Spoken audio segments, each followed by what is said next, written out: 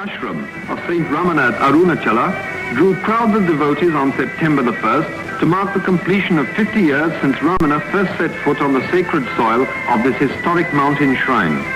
From far and near they flocked for darshan of the holy sage, who by the severest austerities and profound contemplation has attained spiritual wisdom and serenity unique in the country. Thousands draw comfort from his mere presence, for he neither preaches nor blames, setting at ease all who come to him by the essential goodness he radiates to all around. A good man in a troubled world.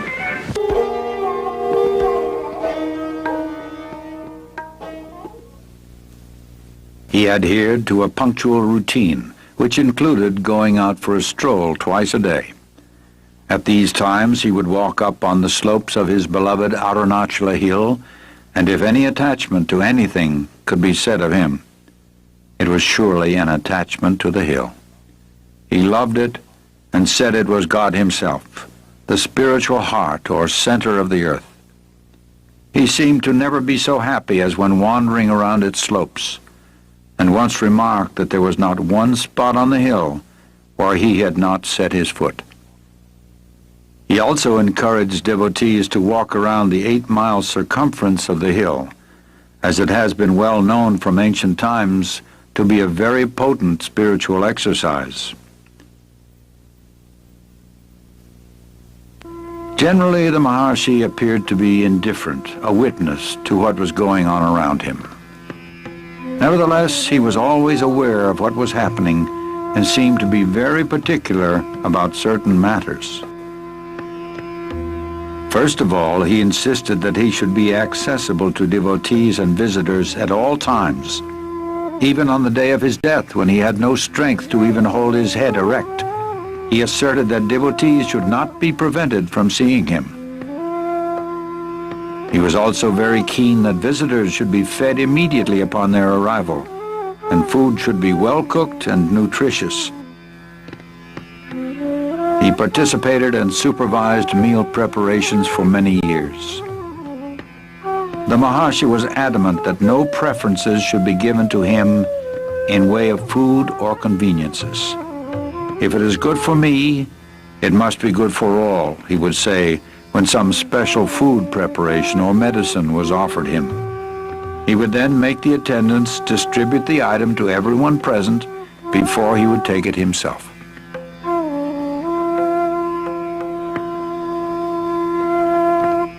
In his company, one would notice a total absence of distinction between men and women of different castes and creeds, of different races and religions, between a prince and a peasant, an ascetic and a householder.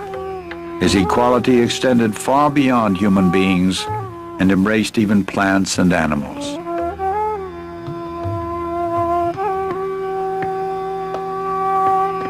His love for and affinity with animals can be compared only to that wonderful child of Christ, St. Francis of Assisi. They all came to him, dogs, snakes, monkeys, crows, deer, peacocks, chipmunks, and cows, to name a few. Their silent language was known to him, and when he spoke, they understood and obeyed. He arbitrated the monkeys' quarrels. He has been known to speak to the wild leopards and cobras, and the whole animal kingdom accepted him as their guardian and defender. All felt his grace and acted with intelligence in his presence.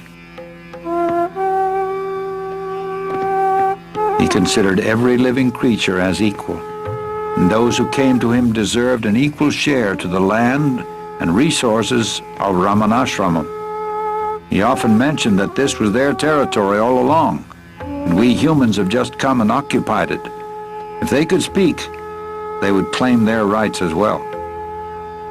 Besides this, he maintained that every creature, from man down to the smallest insect, was an equal manifestation of the Supreme Self, the imperishable One.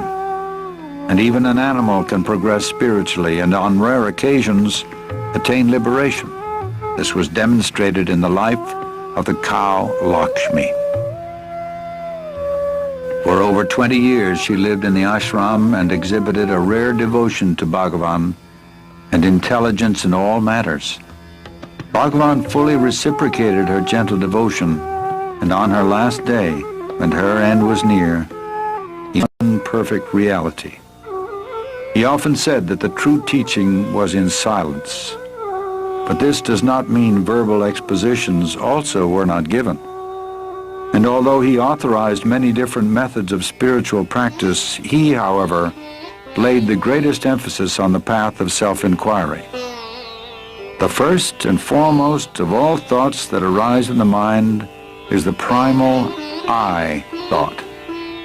It is only after the rise or origin of the I thought that innumerable other thoughts arise. Search by means of a deeply introverted mind wherefrom this I arises. If we go inward questing for the source of the I topples down, and immediately another entity will reveal itself proclaiming I. Even though it also emerges saying I, it does not connote the ego, but the one perfect existence. People of all religions came to him, and he never advised any of them to change their faith or abandon their creeds. He answered all their questions patiently, but in the end brought them round to the self. Know who you are, then all else will be known, he would say. To a question put to him about happiness, he replied, happiness is your real nature. You identify yourself with the body and mind, feel its limitations, and suffer.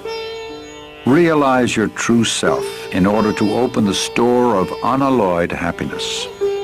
That true self is the reality, the supreme truth, which is the self of all the world you now see, the self of all the selves, the one real, the supreme, the eternal self, as distinct from the ego or the bodily idea for the self.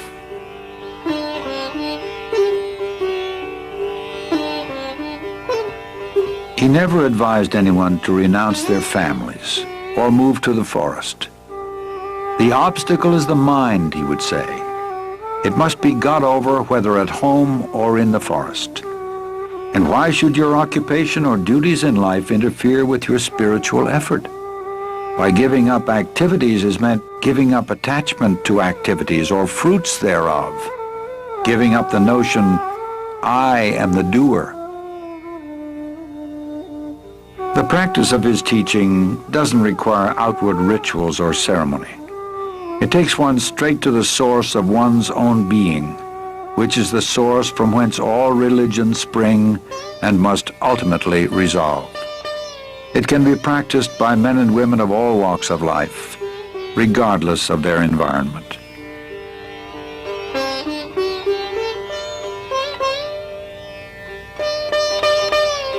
The Maharshi lived what he taught.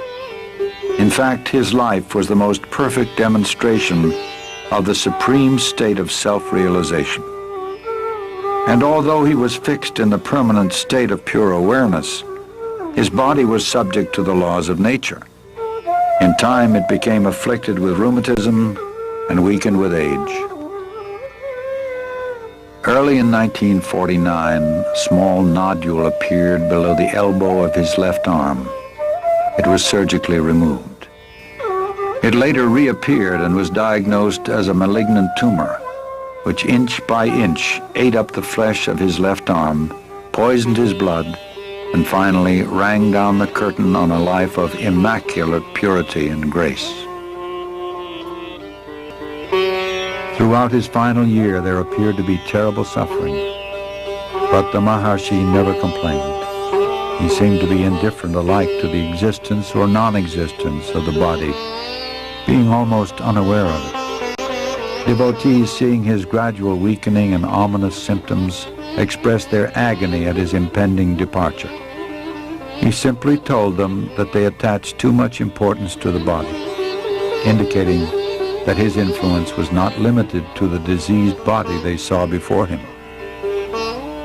When on April 13th, 1950, a physician brought him some special medicine, he refused it, saying, "It is not necessary. Everything will come right within 2 days."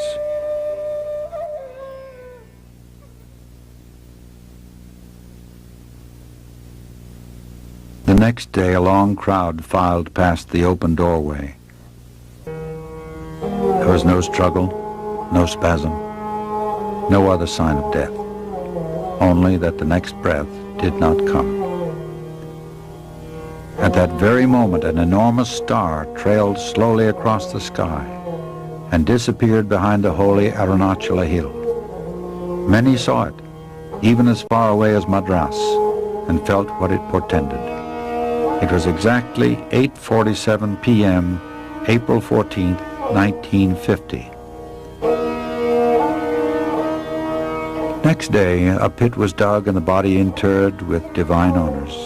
The crowd, packed tight, looked on in silent grief.